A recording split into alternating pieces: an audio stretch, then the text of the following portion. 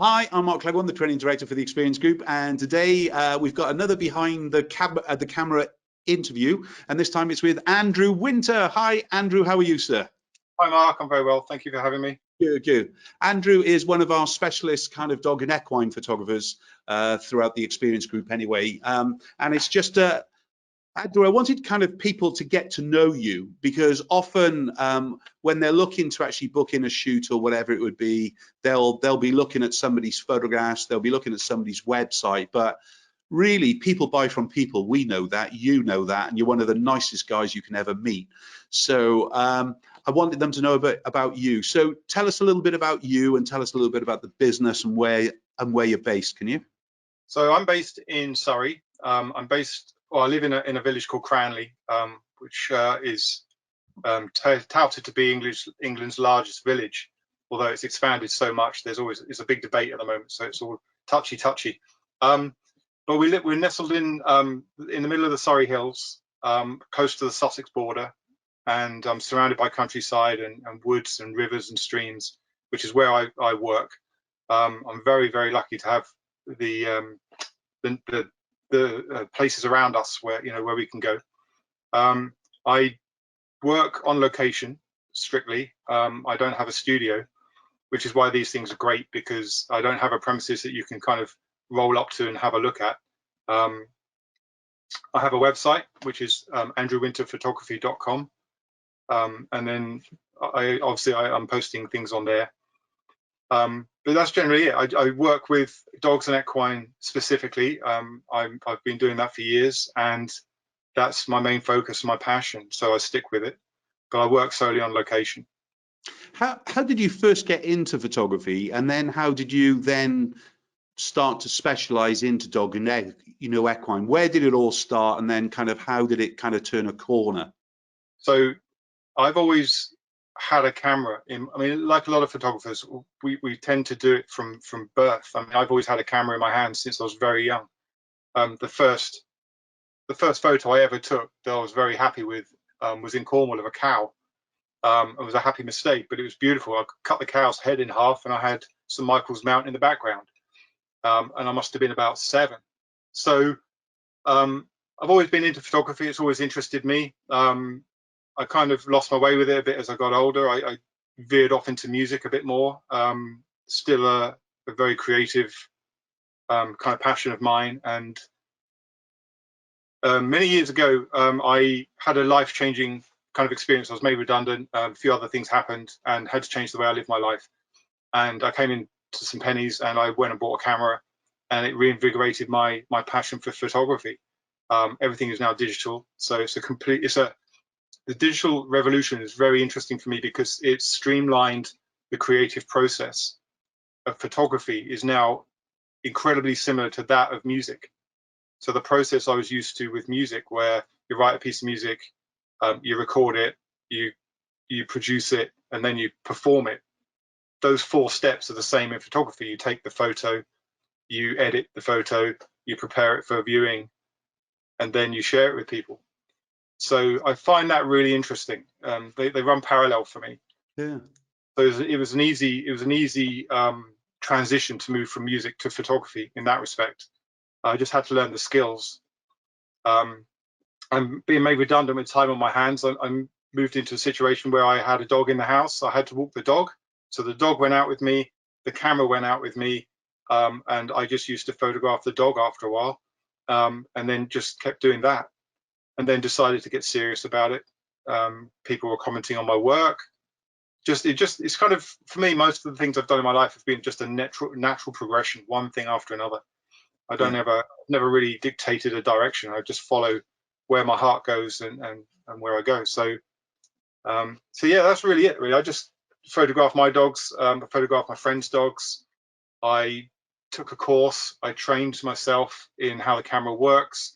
I study. I'm still studying. I never stop studying the work of others.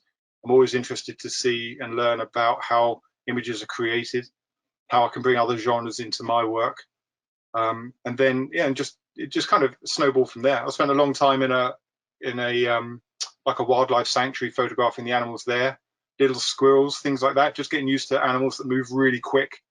Yeah. And that obviously with dogs, that's a great advantage if you can learning to preempt what they're going to do. For me, was the biggest thing.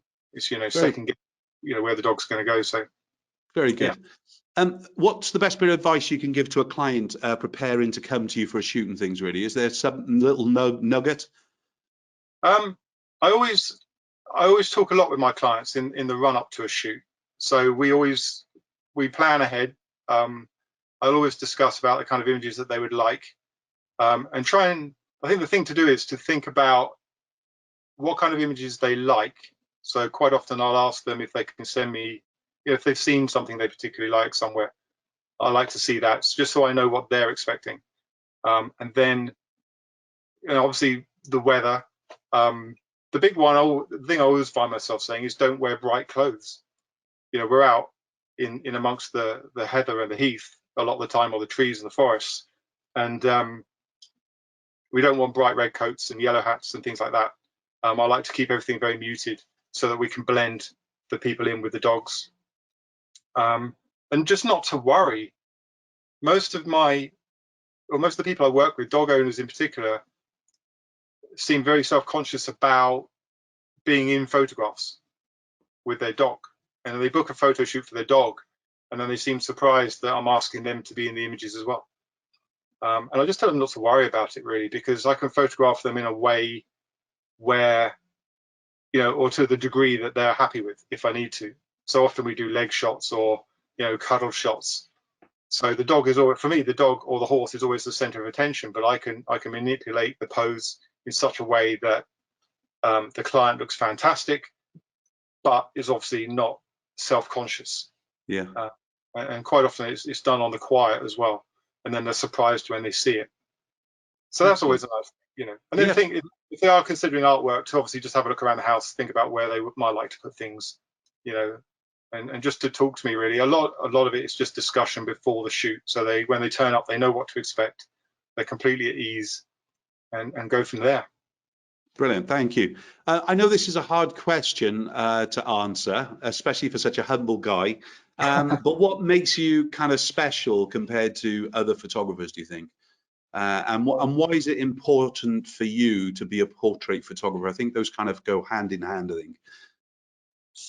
Yeah, so it's a big question. What I feel that I present the whole package from start to finish. From the beginning of the journey, you're dealing with me. You're not dealing with anybody else at any point. My products that I can produce are really high quality. I offer a guarantee on everything that I do. So if we go out for a shoot and the weather turns on us, we'll book another shoot. If you've paid for a shoot and we go out and you're not happy with the images and you don't wish to take any yourself, I'll refund you. Little things like that, just to make sure that everyone is very, very happy with the process. But for me, my big thing is working with dogs and people that feel a photo shoot is not for them. I like to work with rescue dogs. I like to work with rescue horses. They're very special. They have a story, always have a story to tell. It's often heart-wrenching, but I like to celebrate the fact that they've ended up in a loving home. And that's what I like to try and capture, and the relationship between them and the people. So I'm very focused in what I try and do with my work. Andrew, I want to talk a little bit about the rescue dogs and horses in a minute. But before I forget, where's the best place for people to actually go and see some of your work and actually look at booking a shoot and things, really? So my work and the booking pages are all up on my website, which is andrewwinterphotography.com. I have a Facebook page. I run them slightly differently. My Facebook page is more of a news stream of what I'll be up to, images and so forth. And then obviously my website is where you can find more detailed information. There's information up there about the work I do. My images are up there, and then you can book through that. You can get in contact with me. Promotions and so forth are all up there. Vouchers are available. And what else? There's just basically all the nitty-gritty stuff. What to expect from a shoot, what to bring along with you, where I work. There's photos up there of the area that we will be in. Brilliant. So hopefully I've covered everything. But obviously the phone is available. Get in touch, which is 079 414 58267. And always happy to have a chat. Yeah, good excuse, especially in these present times, isn't it? Yeah. Andrew, you touched on the rescue dogs, and I know you've raised quite a lot of money for charity, the rescue dog and the horse and so on. Yeah. How did you first get into the rescue dog kind of group of clientele, really? I suppose I don't know how, but you've been connected with them for a very, very long time now. Where did it all start? Well, it's very simple. We rescue dogs. My other half has had dogs. Previous to about 15 years ago, my experience with dogs was being chased up a tree when I was a kid and being bitten by a little terrier. So me and dogs always had a kind of a trust issue. But through living with dogs, it utterly, completely changed my life. And having read about them and the history and how dogs and humans have evolved, I've studied all that and looked into that, and it's just amazing. And they're wonderful creatures to have around. So we rescued 2 dogs rather than buy puppies. We just felt that was important.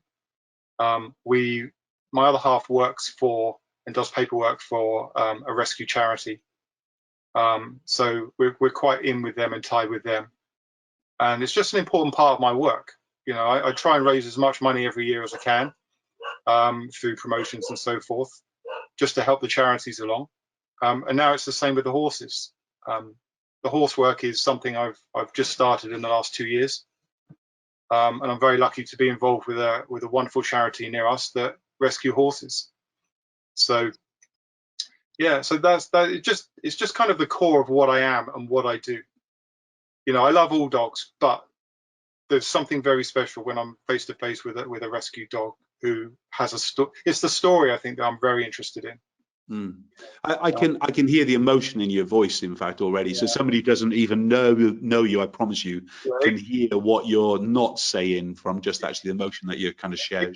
It's heart-wrenching when you hear the stories. I've been on shoots and you end up in tears sometimes. It's a very, I just thought, like dog photography to me, I just thought, yeah, it's nice. We can go out, we can photograph dogs, and that'll be a lovely way to earn some pennies and so forth and have a good life. But when you go out and photograph it, the second dog I ever photographed professionally, 24 hours later, the lady rang me up, and she was a rescue as well, which is lovely. But she rang me up and she said the dog's been to the vet this afternoon, and she's been diagnosed with cancer. And at that point, I realized how important photography is to people. Because thankfully that dog went on and lived for another 1.5 years, and I'm still in touch with the owners, which is lovely, and that's that's kind of what I like to do, is stay in touch with people. But the dog had a fantastic life. But initially at that point, it was like an alarm bell ringing, thinking actually the images I took, and for any shoot I go on, could be the very last images that are ever taken of that dog. And I've done since then, I've done end of life shoots, I've done old dogs, I've done dogs, I've done all sorts. I've done dogs with behavioral issues, and they're always a challenge, they're always interesting. No 2 dogs are the same. But so that side of it. Great, thank you. I mean, that's such emotional kind of another side of what people don't see. Look, I'm an owner of a black Labrador. You still photograph normal people with normal dogs. It's just not all rescue and everything else. Remind us again how I would actually go and book a shoot with yourself. Is it going straight over to the website? Yeah, so you can book shoots on the website, or just get in contact with me. Even if you book a shoot, the first thing I'll do is pick the phone up, because I want to talk to you. I want to find out what you're interested in. I want to find out about the dog, especially. There's a number of questions I like to go through. You need to know about medical conditions. Is the dog fit and healthy? Can it run? How far can we walk it? How long can we be out for? All of these things. So I get in touch with people and I talk to people about the shoots. But it's just give us a phone call, or get on the internet and have a look at my work first and see if you like what I'm doing, and then obviously get in touch. There's contact forms and phone numbers and booking forms. So remind us the website address if you can again. AndrewWinterPhotography.com. It's dead easy.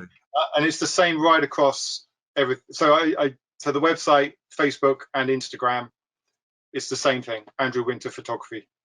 Brilliant. Thanks for your time today. I can't wait to actually catch up with you in the next few weeks. We'll speak soon. Thanks very much, Andrew. Take care now.